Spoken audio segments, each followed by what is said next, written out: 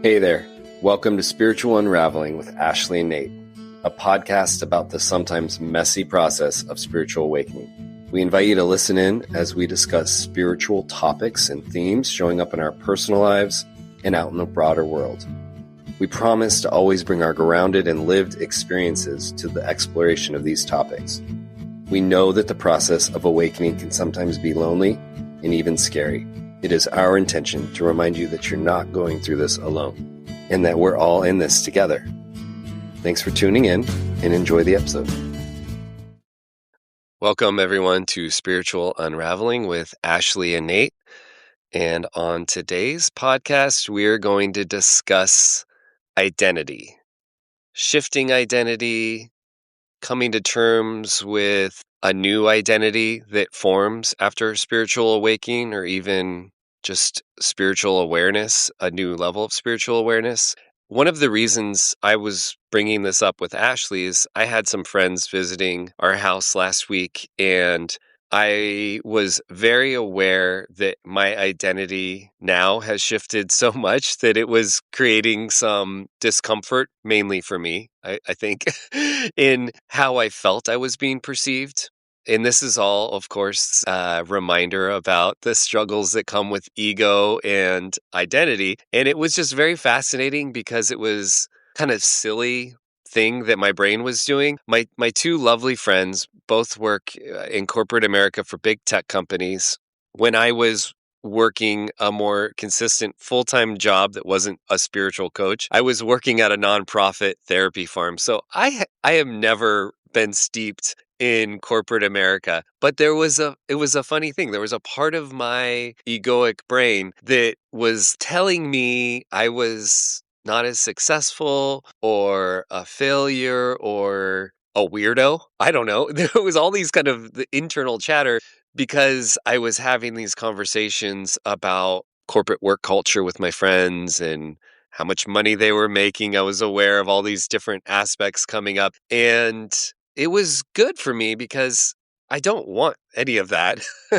And there's nothing wrong with it. It's just, it really hasn't ever really been my gig. But I was fascinated with analyzing and sitting with after the fact how that ego identity and the dissolving of that, the process that I have been in over the last couple of years of trying to let go of all of that stuff, particularly identity around work culture and the what you produce or what you put out in the world is what gives you value. And that has been a big thing for me to just let go of, because even when I was working in my nonprofit, doing really good work, helping at-risk kids, I loved it. I was always driven by production, like how hard am I working?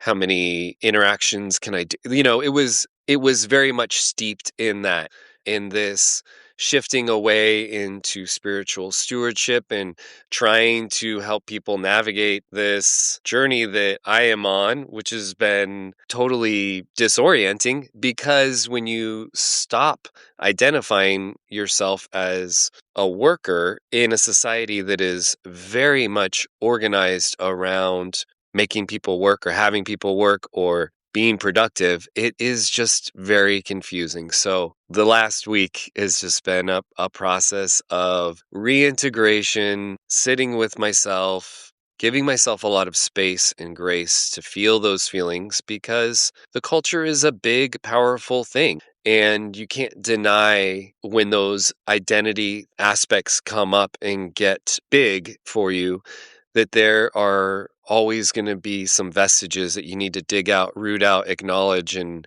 just make peace with. So it's been a very fascinating journey. Ashley, I know you have some thoughts on identity. So what do you think of that? And where do you go when we talk about identity? Yeah, that was a good example, I think. One, because it's something that you've really been working with. And so your awareness of it in the moment is something that I think is a really important thing, right? Because we have a lot of those programs running unconsciously all the time. And we often don't know what to do with what the emotions that they bring up. So we have programs that are out of alignment with the truth of who we are. And then So we have to do something with the feelings. And then that creates secondary issues where we are avoiding the feelings, or we're projecting the feelings, or passing all those feelings around. And so one was the awareness of it, the ownership of it is also super important, like that sense of responsibility. And then giving yourself space to feel the feelings is the healing. The healing happens when we have all of those factors on board. And it doesn't mean like healing forever, amen, like you're never going to have that experience, but like I think it is so cool when these things come up to be able to see, okay, this is really up. There's something here for me to really look at and maybe get to a deeper layer of. So those things can end up being such a gift, those experiences. I've had a bunch, I mean, I'm sort of always in sort of varying degrees of confronting different aspects. Well, I had a retreat recently, and on the retreat, what really occurred to me about some of these aspects of my personality. And you and I have talked a lot about codependency. Codependency meaning people pleasing, or, what I'm folding in sort of perfectionism, people pleasing, seeking validation outside of myself, maybe giving my power away, all in the service of connection and safety, perceived connection and safety. I sort of had this like realization that I've had before, but we always have them on deeper levels, that they just don't work. They're not working anymore. I've reached a level of, maybe a good way to say it is, truth in my being. It's probably similar for you on that weekend, that like just going into a victim or a story about them judging you, or maybe even you judging them, it just doesn't work anymore. It's just not true. We know it's not true. And so I was sitting with this idea of these things don't work.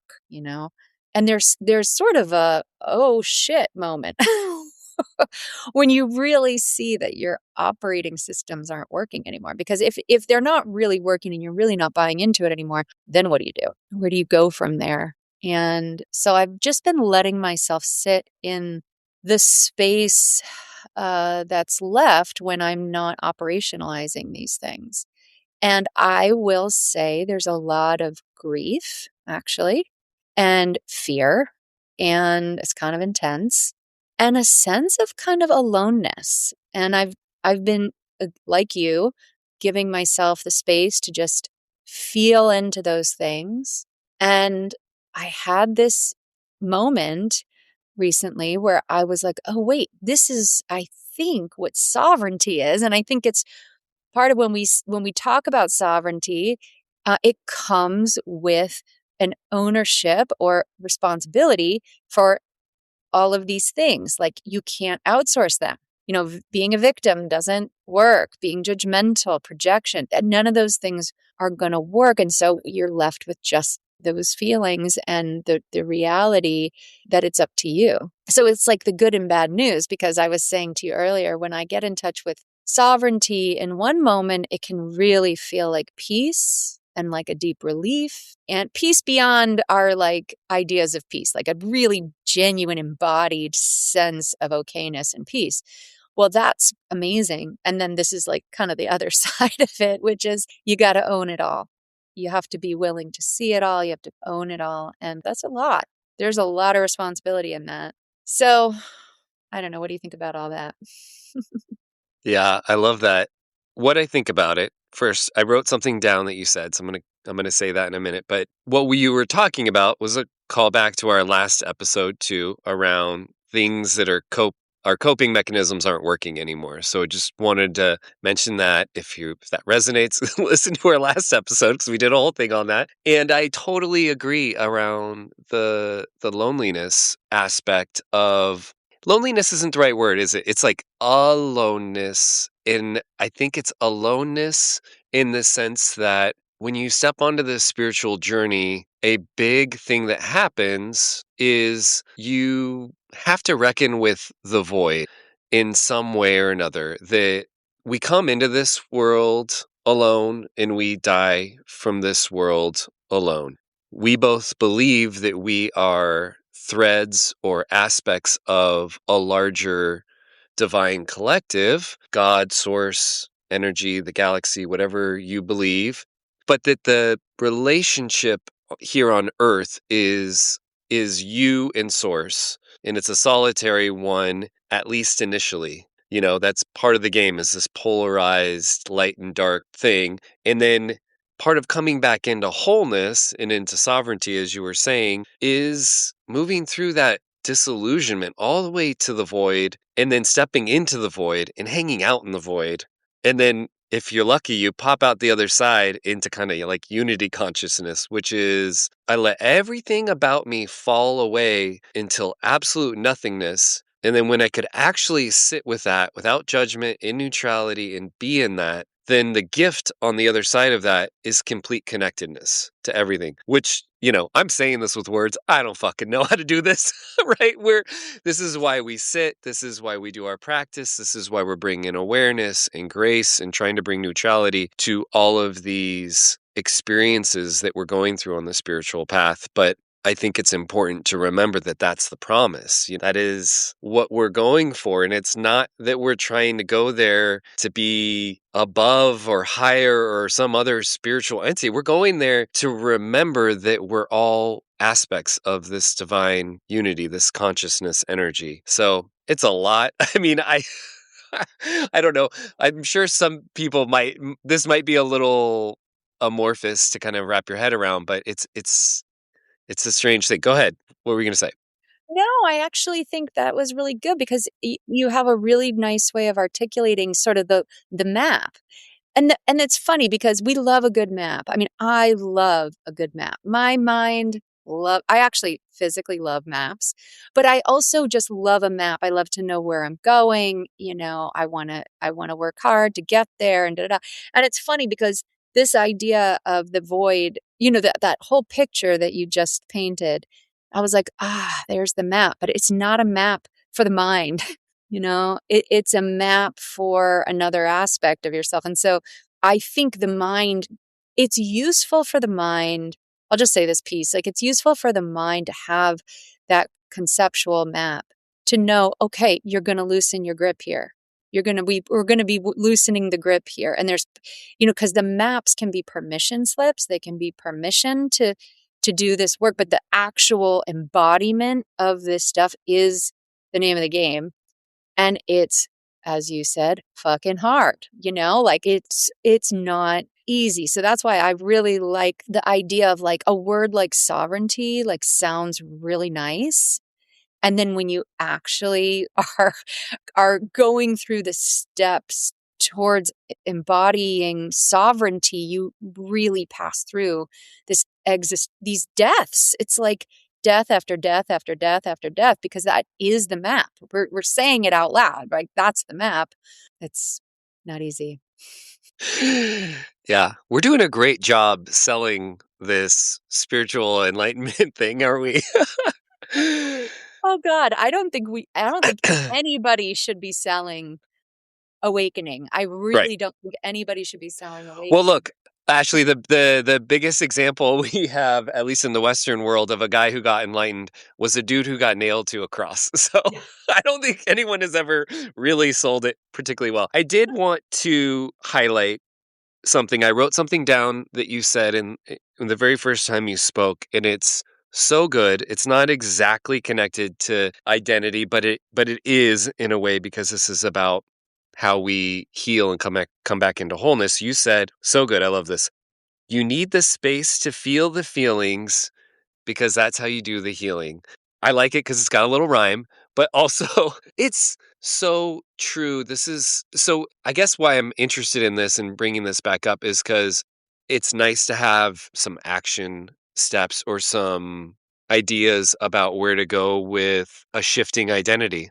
And a big part of it is acceptance and making space for everything that comes up with a shifting identity, which could be fear, it can be loneliness, it can be judgment towards yourself, towards others, and that the antidote to all of those feelings is acceptance and flow and looking at them and allowing them to just be and letting them move through your body. And that it sounds easy, in action, it can feel difficult because we've spent, and this goes back to identity, been indoctrinated in a lot of ways to not feel hard feelings. So, to just a small side note, in that weekend where I was feeling those feelings, what was one of my responses? I had a couple of beers, I ate a bunch of crappy food. Next morning, felt like crap. And it was like go back to the other episode about the coping mechanisms don't work anymore. That was an old coping mechanism. I had an ego hit.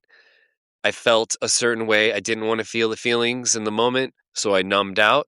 It wasn't crazy. It was like a couple of beers, but I haven't done that in a long time. And then I was left the next day with all of those feelings still there. And so as I moved into the week, it was time to look at them, process them, let them be. So, yeah, I love that statement that you said. And I'm also just aware that sometimes when we're talking about these things, it can feel like, what do I do with this information? Awareness and feeling are two huge action steps to help you along the process in shifting identity. Well, I don't know if this is something you didn't say this explicitly, but what I heard in that story that you just shared about kind of going into numbing the feeling came up, and you kind of probably made a conscious choice because you're Nate. You're very aware, you probably made a conscious choice to numb, which is totally fine. And then you woke up and you felt like shit and you were aware. And there's something about the whole thing that is giving you a front row seat to how you maneuver through the world. And if you can get in that front row seat and not judge yourself and not go into, or let's say you get a front row seat to the feeling, you get a front row seat to the avoidance or the numbing, you get a front row seat to feeling like shit because you kind of abandoned yourself. And then you judge yourself, and then you get a front row seat to judgment. From my perspective, and again, I'm a therapist, so sometimes this stuff gets a little nerdy, but like that is an incredible collection of patterns that you just got a front row seat to that you could make a lot of space for. And in the acceptance of making a lot of space for all of those things, you're getting a lot of movement there, traction. I think everybody that will ever listen to this podcast can relate to that example, right? Everything you said about it, of the friend's visit. Everybody can relate to that. We're all doing that. That's just part of our cultural patterns. It might look different for you. Might be two beers, but it might be something else. And we're moving to a place where we're seeing it so clearly. We have all the information. We don't need any more podcasts. We don't need any more information. We have it all right now. If nobody made one more podcast about anything we're talking about, like we all know, we know what we're doing. We have awareness of what we're doing. And so now it's time to step in and really bring that neutrality in. That's going to be the game changer for shifting our attachment. We can get attached to, you could get attached to self-abandonment. You could get so comfortable in self-abandonment that becomes your identity, So it's like this working with neutrality and working with awareness and making that space where this stuff can process is this next phase. I feel like we're all stepping into, like, it's time. It's time to start really letting things move. Yeah, I love that. And you had mentioned that when we were doing our check-in before we got on, and I did it in that story. I was intentional in the way I told that story because it highlighted kind of the way that we can fall back on story and on identity and all of these things. But what you and I had talked about before we started recording and that you just brought up there is this great moment, which is the reminder, the really weirdly difficult but fun reminder that everything is working out for you, that it's all there as a gift. And what you were describing was that whole scenario for me was a gift of pattern recognition. It was this really beautiful, and it wasn't actually really difficult. I have had times in my life where doing those things resulted in very difficult kind of life circumstances, ending up in the ER one night,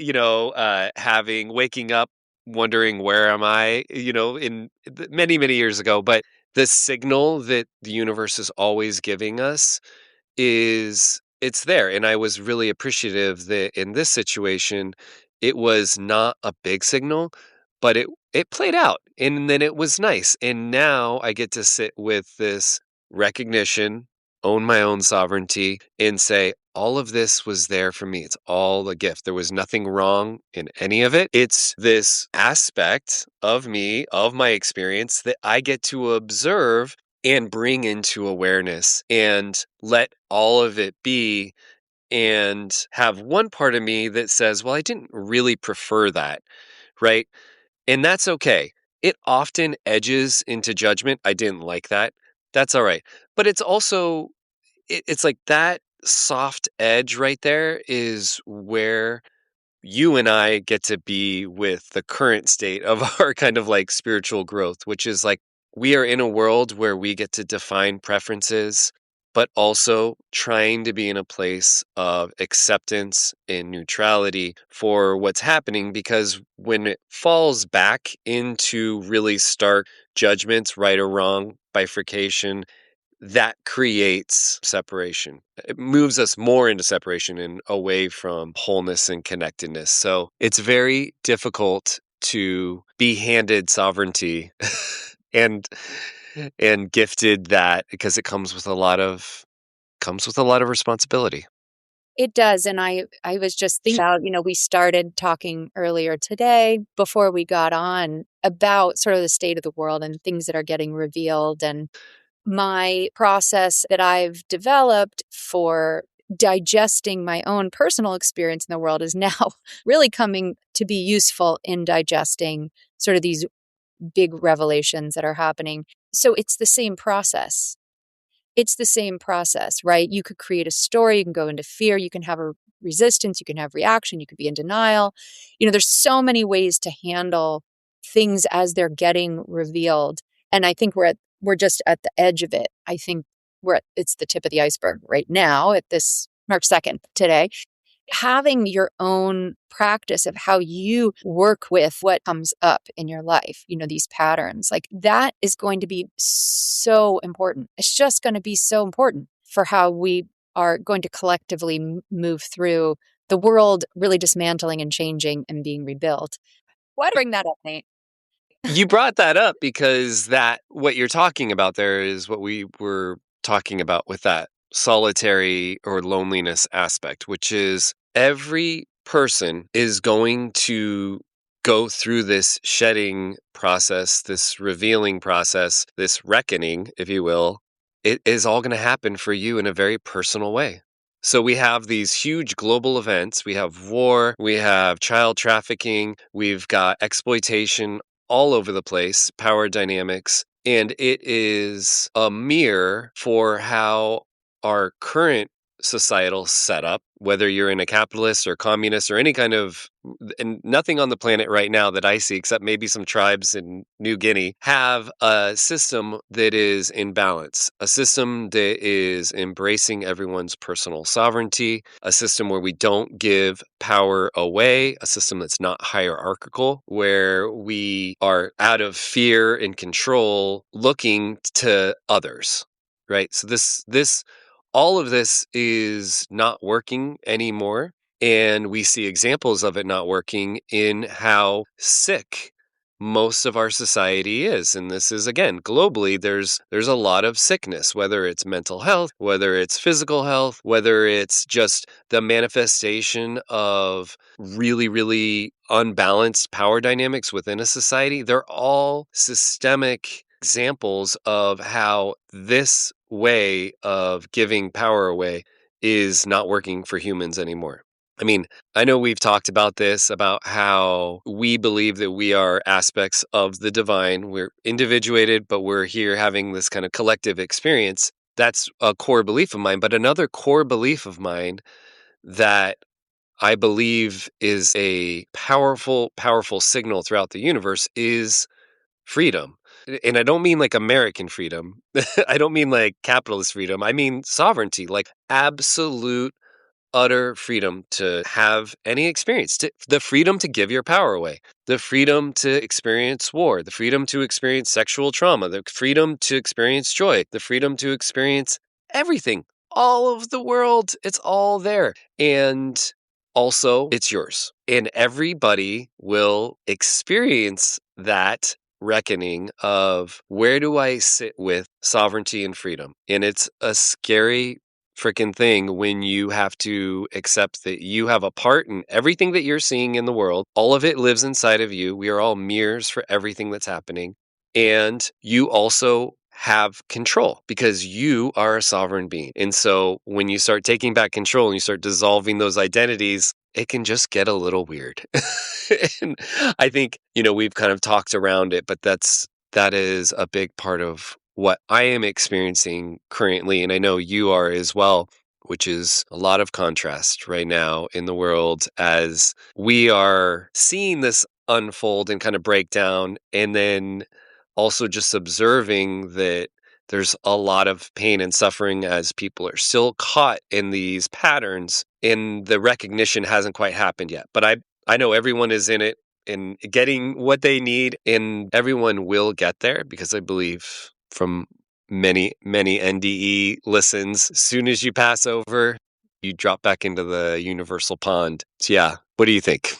Well, my mind was going to, if somebody's listening to this and there's, maybe some anxiety starting to go, oh, wait, I've got to digest all this stuff or process, it's almost like, I just had this experience on retreat of one thing that we have on this retreat is silence and no distractions, so no phones or anything. And everybody found that connection with themselves. There was nobody that got left out of that, right? It's such a incredible thing to witness and to participate in.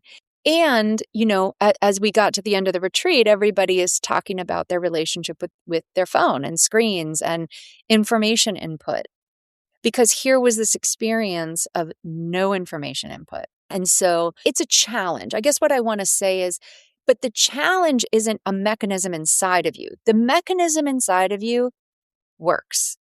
Without a doubt, I promise, right?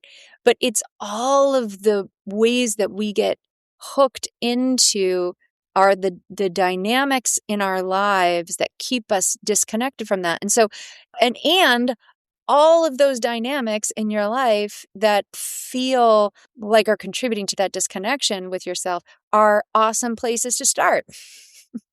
Like your example, like this in your example that you gave, it was a notable moment where you went into a pattern. So it was an identifiable moment. So that's how simple it can get. Just like, oh, here's a moment. Here's a pattern. It's not like I've got to fix it. I've got to solve it. I've got to get rid of it. It's like, can I make space just to sit with this pattern inside of me?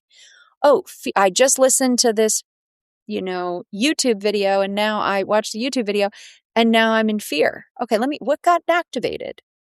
So creating more spaces just in your life where you can just make room for your lived experience. Everything you need is in that. So the time of like looking outside, I mean, I love teachings and I love guides and I love mentors, and I wouldn't be where I am without all the brilliant people doing all the work and writing books and showing up, to offer guidance. And there's a point where you use all of that, like kind of the map, like you were giving earlier, you use that information to really go in. Yeah. And so that's where we always come back to the same stuff on this podcast. Just do it. Well, yeah, I love that. As we're wrapping it up here, it's beautiful, and that's such an important reminder, which is as big and as kind of heavy as things might feel right now. Just remember, if you move yourself into alignment and you become more and more accepting of just you and all of your parts, you feel the feelings, you try to become more and more neutral with yourself. And as Ashley pointed out, it's not difficult in that mechanism isn't broken inside of you. There's just a lot of distractions keeping you from it, which is why silence is such a beautiful tool. So is nature. So is going, There's lots of different ways to get into that flow. But that's how simple it is just coming into alignment with yourself, coming into harmony with your own being, true acceptance of you. That's all you need to do, because it's all you can do, for one. And two, that resonance that you will send out as an aligned being will work magic in the world. And you don't need to fix other people's problems. You just need to come into integration and wholeness for yourself and let everything else fall into place. Love that.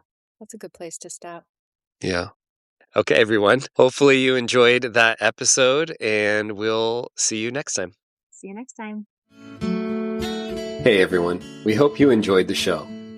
If you have any questions or feedback for us, please send us an email at spiritualunraveling@gmail.com. If you'd like to learn more about what we're both up to, you can follow Ashley at www.mountainmeditationgroup.com. And you can find more about what I'm doing at spiritual-stewardship.com. We hope you have a great day.